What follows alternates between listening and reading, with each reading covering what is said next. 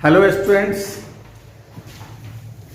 पिछले वीडियो में हम लोग सॉलिड स्टेट का 1.6 टॉपिक पढ़े थे और आज जो है हम लोग का जो टॉपिक है वो 1.7 जिसमें पैकिंग इफिशिएंसी क्या पढ़ना है, पैकिंग इफिशिएंसी पढ़ना है।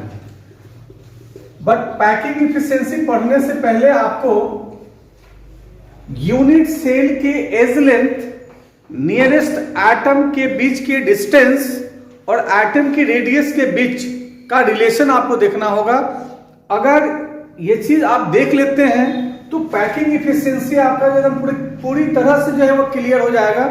नहीं तो पैकिंग इफिशिएंसी पढ़ने से पहले हम लोग को ये सोचना है कि भाई पैकिंग इफिशिएंसी का जो वैल्यू हम लोग कैलकुलेट करते हैं, ये जो वैल्यू निकलता है उसका वह डिपेंड किस पे करता है? तो ये डिपेंड करता है आपके यूनिट सेल के एज लेंथ पे डिपेंड करता है, यूनिट सेल के जो दो नियरेस्ट एटम्स है उनके बीच के डिस्टेंस पे निर्भर करता है, उस एटम के रेडियस पे डिपेंड करता है। तो पैकिंग इफिशिएंसी से पहले हम लोग जो टॉपिक पढ़ेंगे वो पढ़ेंगे relationship between age length of unit cell, atomic radius and distance between two nearest atoms। थोड़ा सा हेडिंग जो आपको लग रहा है कि बहुत बड़ा है, क्यों बड़ा है? क्योंकि इसमें 3 टर्म है। फर्स्ट जो टर्म है हम लोग का वह है edge length of unit cell. Unit cell का एज लेंथ क्या है? सेकेंड जो टर्म है हम लोग का वह है एटॉमिक रेडियस। एटॉमिक रेडियस क्या है?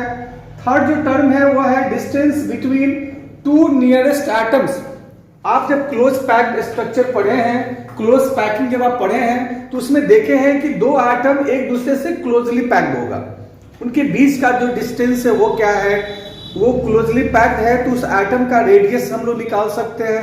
रेडियस यूनिट सेल के फॉर्म में आएंगे, क्यूबिक फॉर्म में आएंगे या किसी हेक्सागोनल फॉर्म में आएंगे तो उसमें जो है उसका एज लेंथ क्या है, ये सब हम लोग इसमें पढ़ेंगे। मतलब हम लोग सबसे पहला काम करते हैं कि ये रिलेशन हम लोग देखते हैं, इसके बाद तो हम लोग टॉपिक स्टार्ट करेंगे पैकिंग इफिशिएंसी। इसमें सबसे पहले हम लोग देखते हैं सिंपल क्यूबिक स्ट्रक्चर। पहला जो हम लोग का है कि ये रिलेशन कहां देखना है, तो सिंपल क्यूबिक स्ट्रक्चर में देखना है। किस में देखना है भाई? सिंपल क्यूबिक स्ट्रक्चर में देखना है।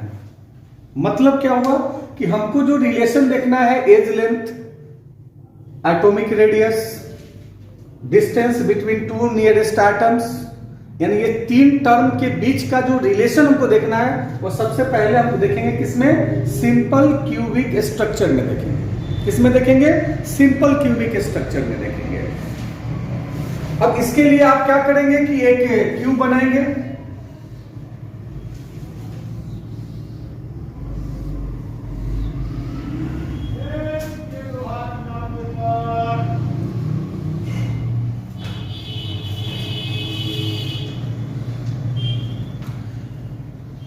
अब सिंपल क्यूबिक का मतलब आपका क्या हुआ भाई? सिंपल क्यूबिक का मतलब ये हुआ कि ये प्रिमिटिव यूनिट सेल है। कौन सा यूनिट सेल है? Primitive unit cell. अब इसमें 2 पार्टिकल जो आपको ये दिख रहा है, क्योंकि सारा पार्टिकल एक दूसरे से क्लोज पैक्ड होगा, आप क्लोज पैक्ड पढ़ चुके हैं, इसे सब एक दूसरे से क्लोज पैक्ड होगा। मतलब ये सब जो है जुड़ा रहेगा इस ढंग से, समझे? तो ये जो है आपका एज लेंथ कहलाएगा। क्या कहलाएगा? एज लेंथ, यानी ये ए मान लेते हैं हम लोग इसको।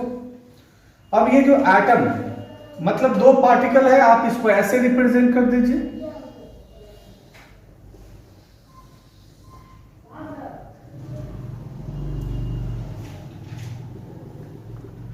ये आपका रेडियस हो गया और दो पार्टिकल के बीच का जो डिस्टेंस है, ये डिस्टेंस आपका d हो गया, नहीं यही रेडियस हो गया, और यही डिस्टेंस जो है वो एज लेंथ कहलाएगा, नहीं तो d इज इक्वल टू क्या हो गया, d is equal to a हो गया, क्या हो गया a, क्योंकि आप पार्टिकल यहाँ पे देखिए, एक पार्टिकल यहाँ है, आप ऐसे बनाए और इसको क्लोज पैक किए तो मतलब ये एक दूसरे से जुड़ा हुआ है, तो ये रेडियस ये है, ये रेडियस है, तो ये एज लेंथ हुआ, एज लेंथ ही इसका डायमीटर कहलाएगा।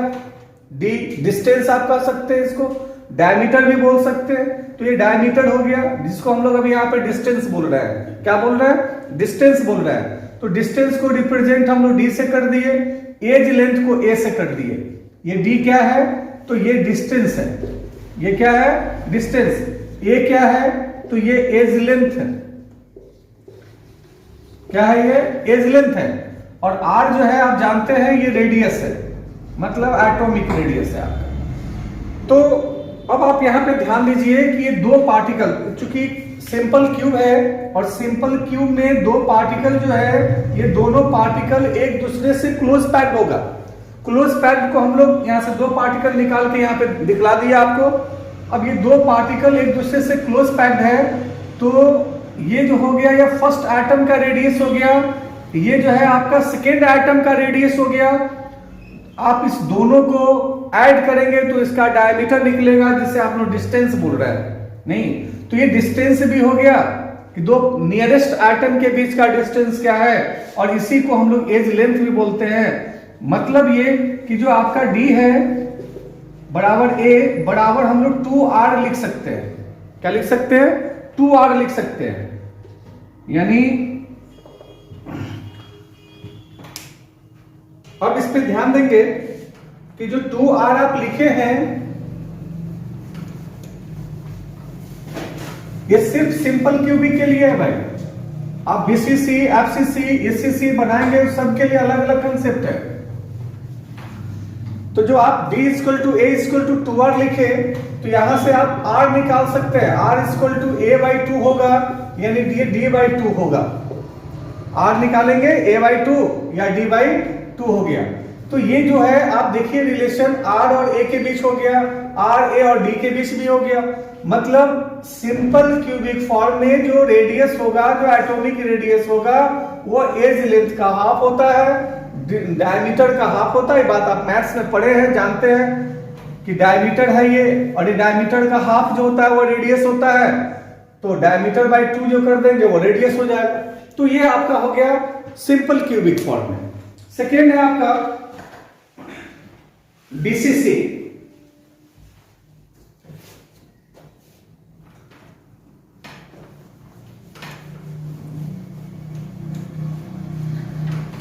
अभी हम लोग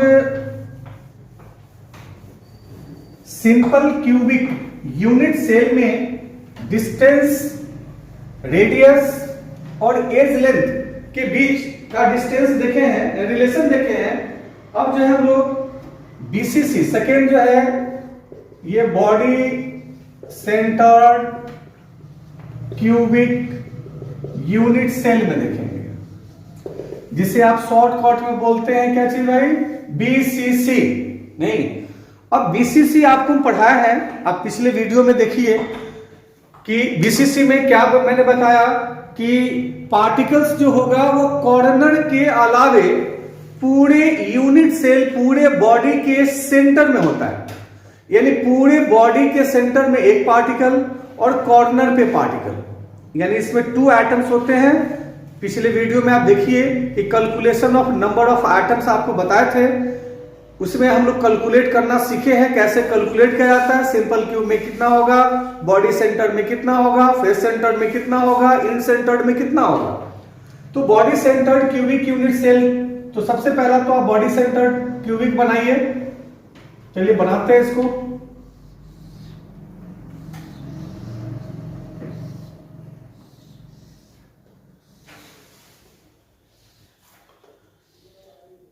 ये बनाना भी हम आपको सिखलाए थे, गौर से देखिएगा वीडियो, उसमें आपको पता चल जाए कैसे हम लोग body centred cubic unit cell बनाते हैं, फेस सेंटर्ड क्यूबिक कैसे बनाते हैं, इन सेंटर्ड कैसे बनाते हैं ये सब सिखा चुके हैं, बता चुके हैं। आप देखिए गौर से, ये आपका हो गया प्रिमिटिव यूनिट सेल। कौन सा हो गया? प्रिमिटिव। क्यों प्रिमिटिव हुआ? तो इसके जो पार्टिकल्स है, इसके जो कंस्टिट्यूएंट पार्टिकल्स हैं, ये सिर्फ कॉर्नर पे दिख रहे हैं। कहां दिख रहा है? कॉर्नर पे दिख रहा है। तो सिर्फ कॉर्नर पे दिख रहा है, मतलब ये प्रिमिटिव हो गया। अब इसी प्रिमिटिव में बॉडी सेंटर्ड को भी डालना है कि भाई इसको प्रिमिटिव को न करके अब हमको बॉडी सेंटर्ड में चल जाना है। तो इस पूरे बॉडी के सेंटर में एक पार्टिकल होगा। वो पार्टिकल कैसे डिटरमाइन करेंगे भाई? तो सारे पार्टिकल्स को क्रॉस कीजिए और जिस क्रॉस पॉइंट पे सारे पार्टिकल्स का लाइन जो है मिलता है, यही जो है इसका सेंटर होगा, यही इसका बॉडी सेंटर होगा।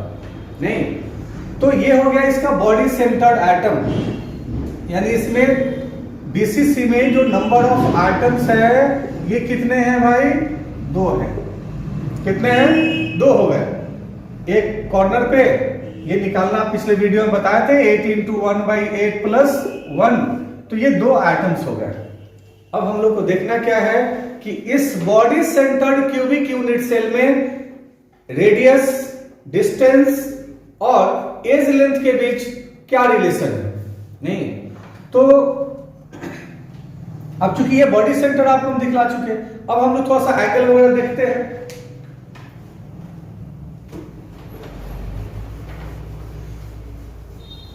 अब बॉडी सेंटर ये तो क्लियर हो गया कि बॉडी सेंटर में पार्टिकल्स कहां होंगे, इतना तो क्लियर हो गया हम लोग का।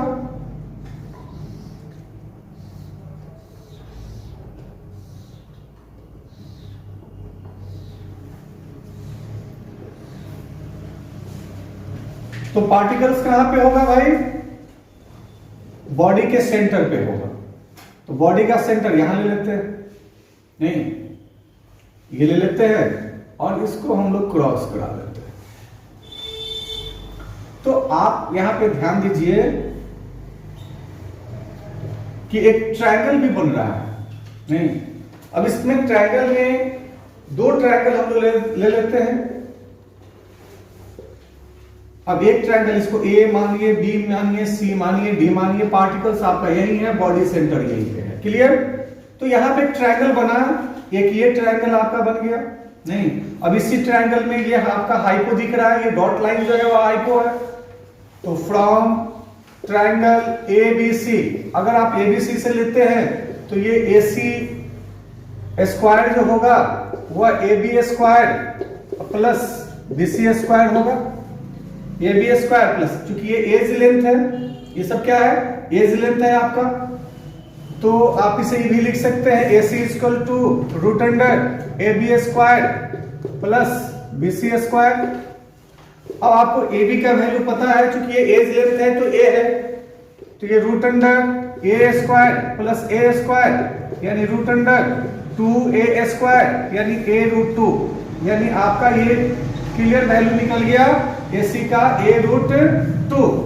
अब A√2 चूंकि पार्टिकल्स यहां पे है, यहीं पे समझना है, तो AC का वैल्यू पता चल गया हमको। अब AC का वैल्यू पता चल गया तो हम लोग इस एंगल को लेते हैं, इस एंगल की बात करते हैं। ये आपका एज लेंथ है, AC का वैल्यू आप डिटरमाइन कर लिए। अब AD पहले आप निकाल लीजिए। क्या निकाल रहे हैं? AD निकाल लेते हैं।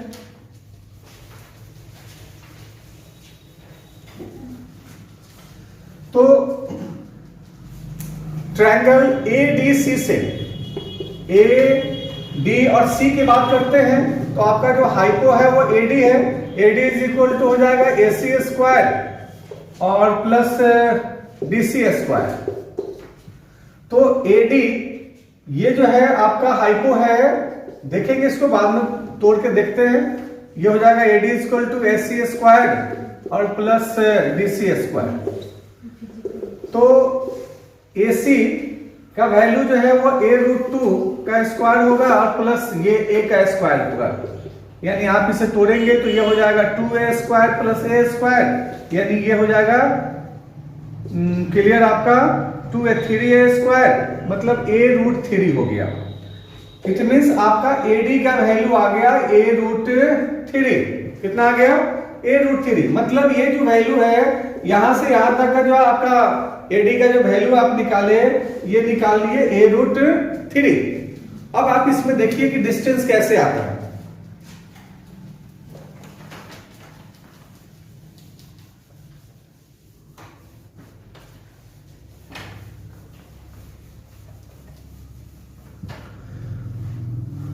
अब यहां AD जो है वो गौर से देखिएगा, ये A है, ये बीच का सेंटर पार्टिकल हो गया, और ये D है। ये A है, एक बीच का सेंटर पार्टिकल हो गया, और ये D है।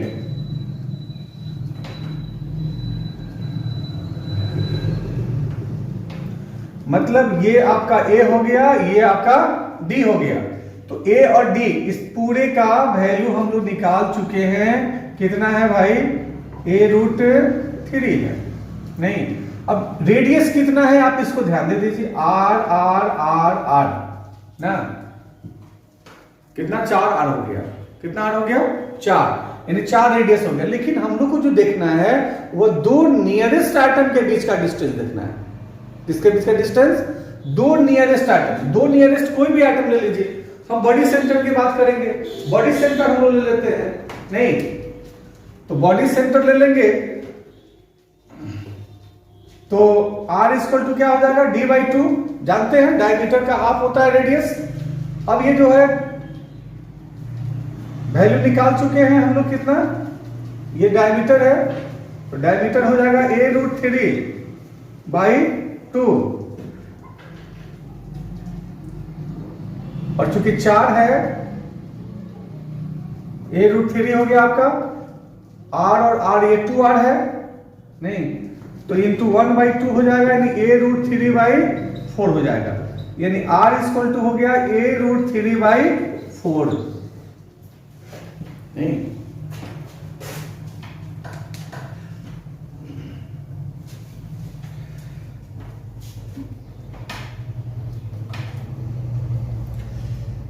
चलिए नेक्स्ट है आपका फेस सेंटर्ड। अब फेस सेंटर्ड का मतलब क्या पढ़े हैं आप? फेस सेंटर्ड में पार्टिकल्स जो हैं वह प्रत्येक फेस के सेंटर में होंगे। कहां होंगे? प्रत्येक फेस के सेंटर में होंगे। और आपको पता है कि एक क्यूब में 6 फेस होता है। कितना फेस होता है? 6 फेस होता है। आप पढ़े हैं, देखे हैं, देख लीजिए। पार्टिकल्स यहां कॉर्नर पे है, इसमें कहीं कोई डाउट नहीं है। अब है कि एक फेस ये हो गया, एक फेस ये हो गया, एक फेस ये हो गया, एक फेस ये हो गया, एक ये 4 पार्टिकल का फेस हो गया, पीछे 4 पार्टिकल का फेस हो गया। यानी इसमें 6 फेसेस हैं फेस सेंटर्ड यूनिट सेल में। तो 6 फेस में 6 पार्टिकल्स हो गए। अब 6 पार्टिकल्स को रिप्रेजेंट करने के लिए हम लोग क्या करते हैं? कोई एक फेस ले लेते हैं। कोई भी एक फेस हम लोग ले लेते हैं और उस एक फेस में हम लोग इसका वैल्यू निकाल लेते हैं। चलिए हम ऊपर वाला ही फेस ले लेते हैं। अगर ये ऊपर वाला ले लिए तो ABC, ये हाइपो हो गया आपका। तो आप लिख सकते हैं from triangle ABC AC² is equal to AB² plus BC²। नहीं, तो AC equal to √AB² plus BC²। अब आप कोई भी एक फेस लिए हैं तो ये दो को जो होगा वो एज लेंथ होगा। तो ये A² प्लस A², ये हो जाएगा √2A², यानी AC का वैल्यू हो गया कितना? a√2। अब AC निकल गया आपका, ये AC निकल गया, AC क्लियर हो गया। नहीं, तो D जो होता है वो AC का आधा होगा। D जो होगा वो AC का क्या होगा? हाफ होगा। नहीं, जो BCC में हम लोग निकाले हैं इंटू 1/2 कर दिए हैं, तो यहां हो जाएगा a√2/2। a√2/2 कौन सा निकल गया? डिस्टेंस निकल गया। नहीं, अब जो ये डिस्टेंस निकला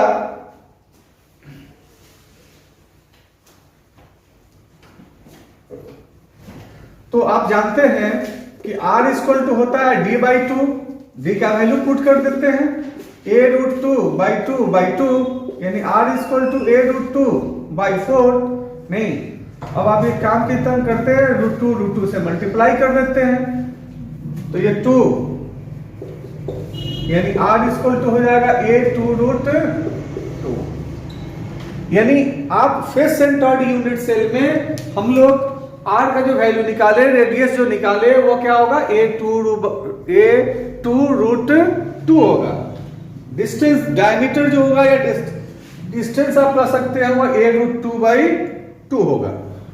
नहीं तो हम लोग सिंपल क्यूबिक स्ट्रक्चर में r, d और a का वैल्यू देख लिए, रिलेशन देख लिए। बॉडी सेंटर्ड में r, d और a का जो है रिलेशन देख लिए। फेस सेंटर्ड में r, d और a का हम लोग रिलेशन देख लिए। नहीं अब आप इस वीडियो को अच्छे से पढ़िए, इस टॉपिक को अच्छे से पढ़िए, क्योंकि यहीं से आपका पैकिंग एफिशिएंसी शुरू होता है। नहीं तो नेक्स्ट वीडियो जो आपका होगा ये टॉपिक सॉलिड स्टेट का जो पैकिंग एफिशिएंसी का 1.7 था, इसी 1.7 में कल आप लोग को नेक्स्ट वीडियो में हम आपको प्रोवाइड कर देंगे पैकिंग एफिशिएंसी।